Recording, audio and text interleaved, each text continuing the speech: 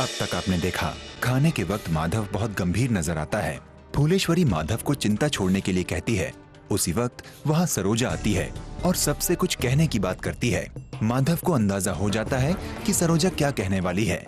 वो सरोजा को रोकना चाहता है लेकिन रोक नहीं पाता। सरोजा गिरजापति की ओर देखती है और कहती है कि उसके मायके में उसके माँ बाप ने बेटियों को घर की लक्ष्मी माना है और अदिति के पैदा होने के बाद से उसे भी इस बात का एहसास हो गया है। फूलेश्वरी को ये बात अच्छी नहीं लगती। वो सरोजा की बात काटती है।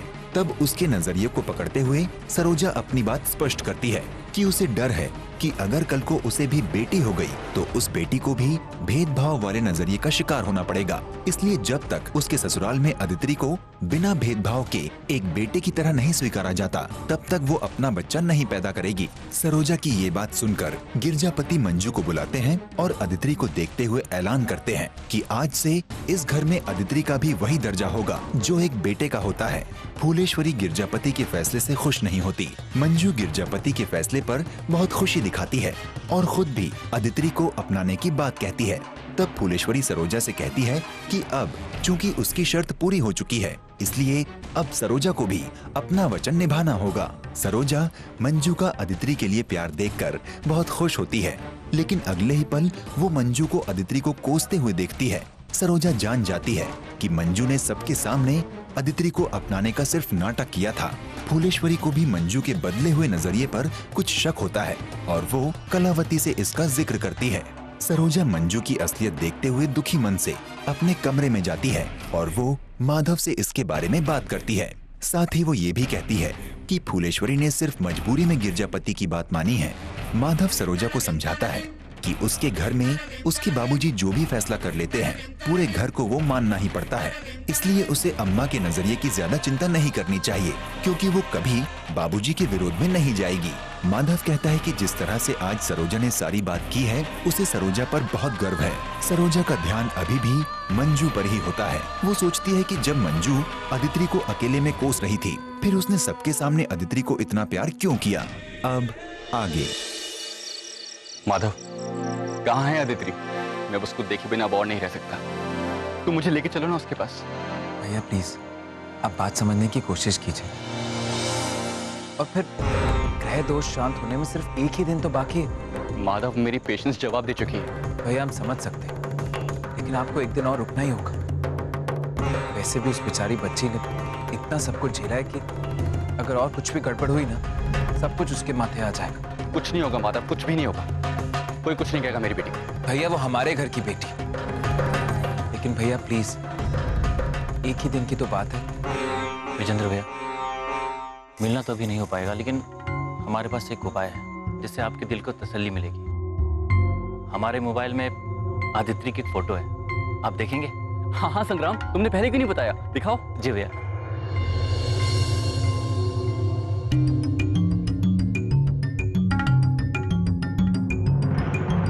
नहीं बेटा,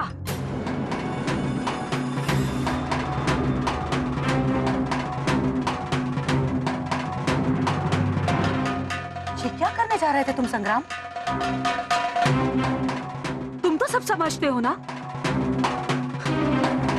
अरे ये धर्म कर्म है, श्रद्धा है, कोई व्यापार नहीं है कि 19-20 का फर्क हुआ और चल गया। जब विजेंद्र को अपनी बेटी की शक्ल नहीं देखनी है तो नहीं देखनी है। और ये तस्वीर में भी तो उसी की शक्ल है ना, तो फिर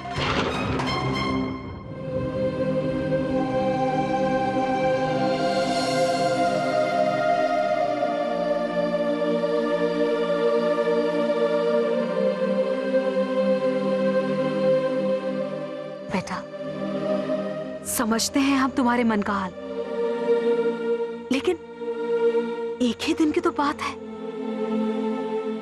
उसके बाद तुम अपनी बेटी के साथ सारी जिंदगी रहना। देखो कैसे झटक गए हो तुम, चेहरा कैसे उतर गया है।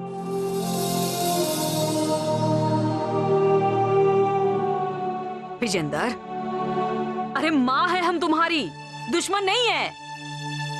अम्मा, मुझसे अब अपनी अदिति के बिना नहीं रहा जा रहा है। मैं क्या करूं? मुझे प्लीज उससे मिलने दीजिए। अरे क्यों उस मरी लड़की के पीछे अपनी जान आदि किया जा रहा है तुम? अम्मा,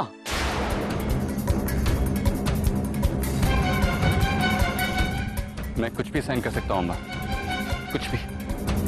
अगर आपको मेरा गला भी घोटना है तो घोट दीजिए, मुझसे पूछने की जरूरत नहीं है। लेकिन अपनी बेटी के खिलाफ मैं कुछ भी नहीं सुन सकता, आपके मुंह से भी नहीं।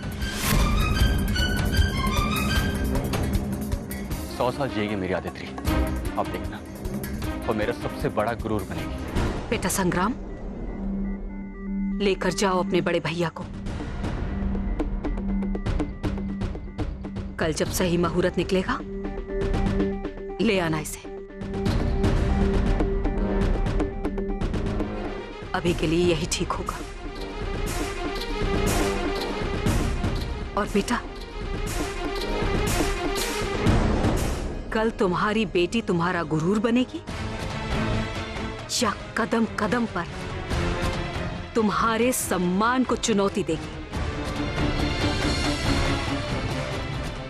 ये तो आने वाला समय ही बताएगा। लेकिन आज की तारीख में तुम्हारी बेटी हम माँ बेटे के रिश्ते को, इसके अदब लिहाज को तार तार किए जा रही है।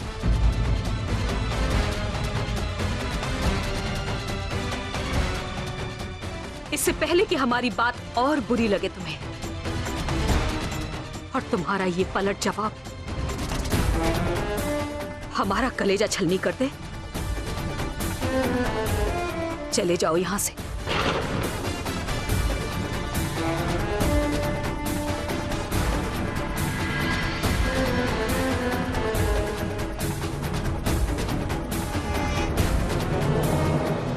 बड़के भैया, बड़की अम्मा बहुत परेशान है। कुछ मत कहो संग्राम, कुछ मत कहो। मुझ में अब और कुछ झेलने की ताकत नहीं बची है।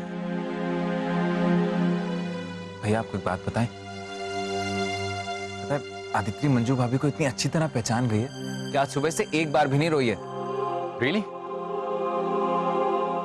चलो, कुछ तो अच्छा सुनने को मिला यहाँ। मैं चलता हूँ।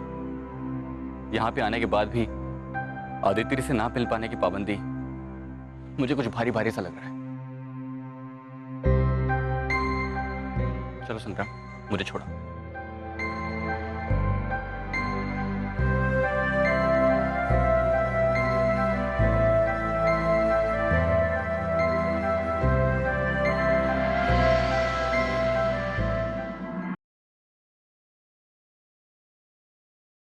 सदा साथ निभाए बेटी पर बेटा ही चाहिए।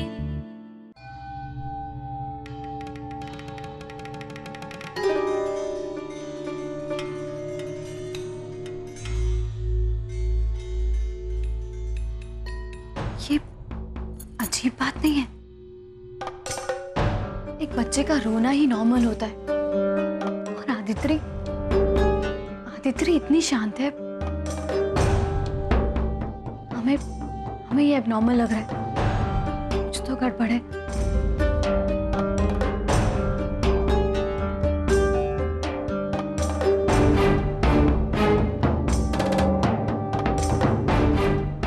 अरे धर्मपत्नी जी, आपने इस गुलाम को याद किया तो गुलाम हाजिर। क्या हुक्म है? सुनिए ना, एक बात हमारे मन में खटक रही है। क्या आपने आदित्रि के रोने की आवाज सुनी अभी तक? नहीं, क्यों? एक छोटा सा बच्चा एकदम शांत है, एक बार भी उसके रोने की आवाज नहीं आई। सरोजा जी, अब फिर से शुरू मत कीजिए। आदित्रि को इतने दिनों बाद अपनी माँ मिली है, अपनी माँ के साथ है, तो उसे रोना नहीं आ रहा होगा। इसमें क्या परेशान होने की क्या बात है? क्या बच्चों जैसी बातें कर रहे हैं? आदित्रि अभी बहुत छोटी सी बच्ची है, कुछ दिनों की है, कुछ सालों की नहीं। वो उसको कैसे समझ में आएगा कि वो अपनी माँ के पास में है या किसी और के पास में? और क्या? देखिए, पहले मंजू दीदी का आदित्रि को सबके सामने प्यार से अपना लेना, फिर अपने कमरे में जाकर के उसे पनौती कहना। और तब से आदित्रि एकदम शांत है, उसकी रोने की आवाज तक नहीं आई। ये बात हमारे मन में तब से खटक रही है, समझ में नहीं आ रहा हमें। सरोजा जी, आप कह तो ठीक ही रही हैं, हमें भी कुछ ठीक नहीं लग रहा है, लेकिन अब क्या करें? मैं अभी के अभी मंजू दीदी के कमरे में जाकर के देखना चाहिए। जब हम लोग आदित्य को देख लेंगे तभी कुछ समझ में आएगा। सरोजा जी, बहुत लेट हो गया, और अगर हम इतने बजे मंजू भाभी के कमरे में गए तो कहीं वो नया बखेड़ा ना खड़ा कर दे, और अम्मा पता नहीं क्या सोचेंगी। आप जो कुछ भी सोच रहे हैं वो बिल्कुल ठीक है, लेकिन भगवान ना करे हमारा जो डर है कहीं आदित्य के साथ कुछ गलत ना हो गया तो इस घर में कभी कुछ आगे ठीक नहीं रह जाएगा। कि आप क्या कह रही हैं सरोजा जी? अगर आदित्य को एक खरोच पे आ गई ना तो विजेंद्र भैया तो पागल ही हो जाएंगे। आपको पता है वो कितना तड़प रहे हैं आदित्य से मिलने के लिए, एक एक दिन गिन रहे हैं वो। देखिए शुभ शुभ बोलिए, हमारे रहते आदित्य को कुछ नहीं होगा। हमें बहुत डर लग रहा है, चलिए ना जल्दी से देख करके आते हैं। चलिए।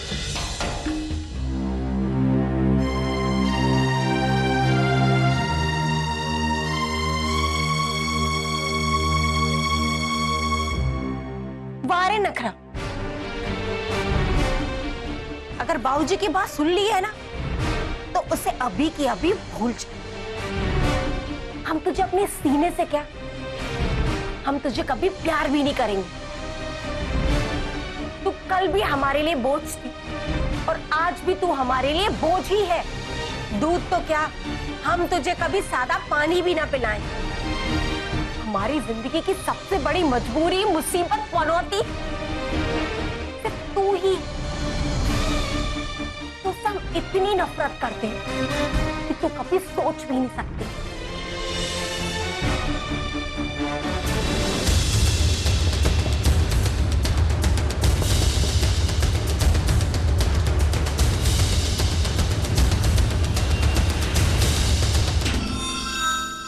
क्या हुआ देवर जी? और सरोजा तुम अब क्यों आई? आदित्य बिल्कुल ठीक है और उसे अब तुम्हारी कोई जरूरत नहीं है। हमें बस एक बार आदित्य को देखने दीजिए।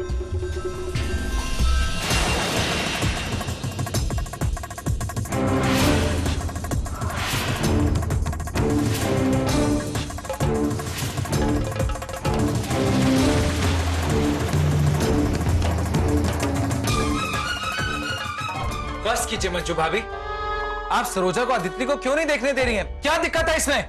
दिक्कत है देवर जी, दिक्कत है।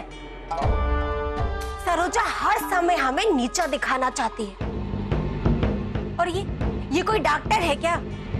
ऐसा क्या देख लेगी हमारी बेटी में जो हम नहीं देख सकते? बस कीजिए, ना हमें आपसे कुछ बात करनी और ना ही आपको कुछ बताना है। सरोजा जी, देखिए आदित्य को।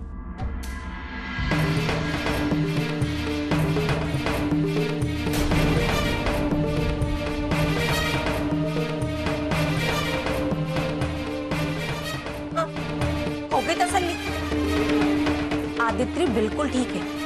अब ये मत बोलना कि ये आदित्य नहीं है, ये तुम्हारा तो कोई भरोसा नहीं है।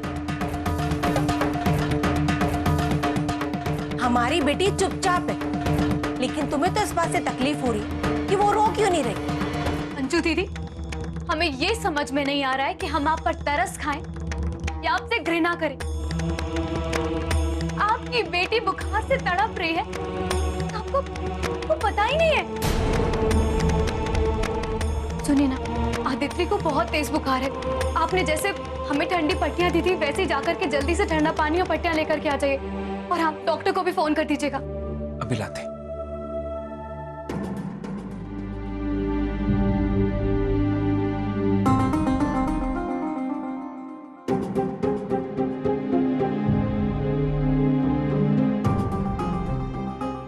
ये सब करने वाली होती कौन हो? तुमने कोई डॉक्टरी की पढ़ाई की है क्या? कॉमन सेंस, इसके बारे में तो आपने पहले कभी नहीं सुना होगा। बेसिक फर्स्ट एड यानी कि प्राथमिक उपचार, इसके बारे में हमें कॉलेज और स्कूल दोनों जगह ही ठीक से बताया गया था। और जब बात आदित्य की है तो उसके लिए कोई भी लापरवाही हम बर्दाश्त नहीं करेंगे। सरोजा हट जाओ अभी हमारी बेटी के पास से। तुम जिसके पास भी होती है ना, वो डूब ही जाता है।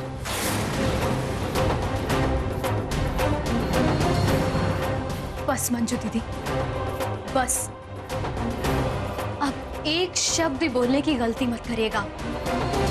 हमारे सब्र का बांध अब टूट चुका है। आपने जो आदित्य के साथ किया है ना, उसके बाद हम सारे लिहाज भूल जाएंगे। हाँ हाँ, मत करो लिहाज। हम तुम्हारी तरह स्कूल कॉलेज थोड़ी ना गए हैं, ना ही हम तुम्हारी तरह अच्छी माँ बन सके। सुना लो जो तुम्हें सुनाना है।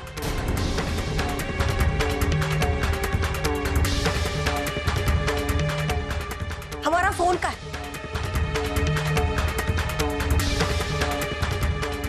हेलो डॉक्टर, हमारी बेटी की बहुत तबीयत खराब हो रही है। उसे बहुत जोर से बुखार आ रहा है। आप बताइए हम क्या करें? हाँ हाँ, हम अभी लिखते हैं।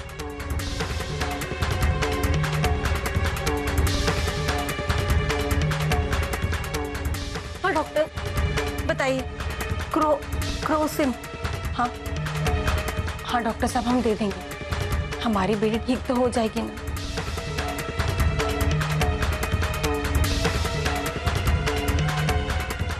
जी डॉक्टर साहब, ये दवाइयाँ ना हम अभी मंगा लेते हैं।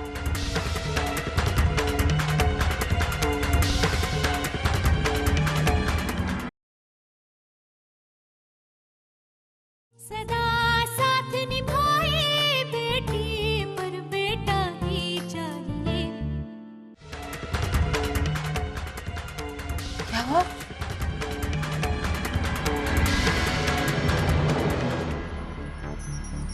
अम्मा जी, आदित्य को बहुत तेज बुखार है और ना जाने कब से।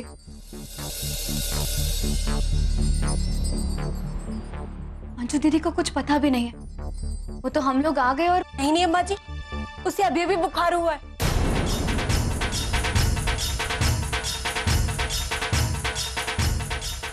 और हमें कैसे पता नहीं चलेगा कि हमारी बेटी को बुखार है? हमने उसको अभी अभी दूध पिलाया अम्मा जी।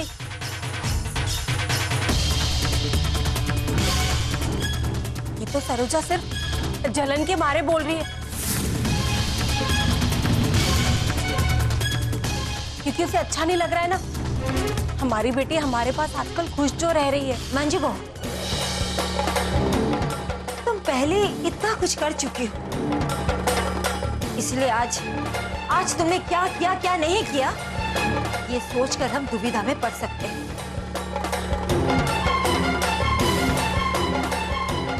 लेकिन सरोजा बहू के बारे में कुछ भी बोलने से पहले 100 बार तुम्हें सोचना चाहिए।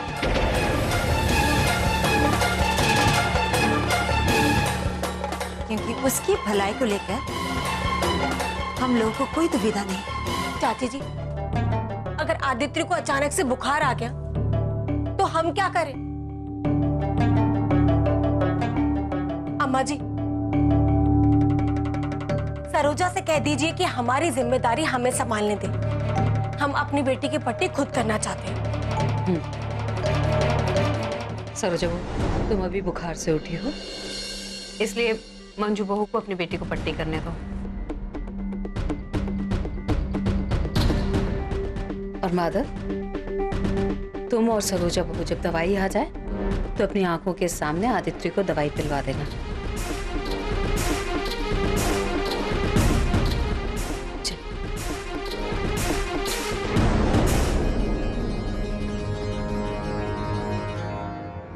जो माँ अपने ही बच्चे को पनौती कह दे, हमें उसकी किसी भी बात पर भरोसा नहीं है।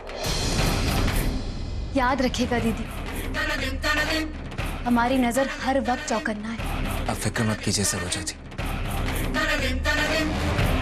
हम अपनी गुड़िया को कुछ नहीं होने देंगे और हम खुद इस चीज का ध्यान रखेंगे।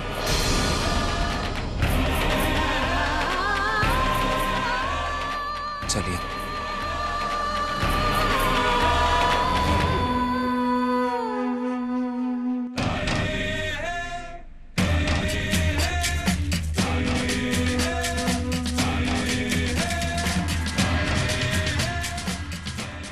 सरोजा बहू, मंजू बहू ने क्या किया नहीं किया इस बारे में ज्यादा सोचने की जरूरत नहीं है।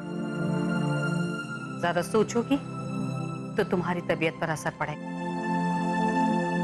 और हम कह रहे हैं कि ज्यादा क्या, बिल्कुल भी सोचने की जरूरत नहीं। तुम तो बस अपनी जिंदगी के बारे में सोचो और अपनी जिंदगी में आगे बढ़ो। बेटा सरोजा बहू को लेकर के जाओ कमरे में और इसे अच्छे से समझा दो। जी अम्मा, आइए।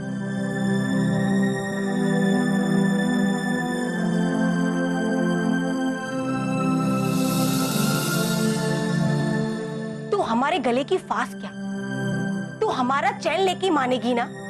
क्यों तू हमें हर वक्त जलील कराती रहती है? नहीं मानेगी ना तू?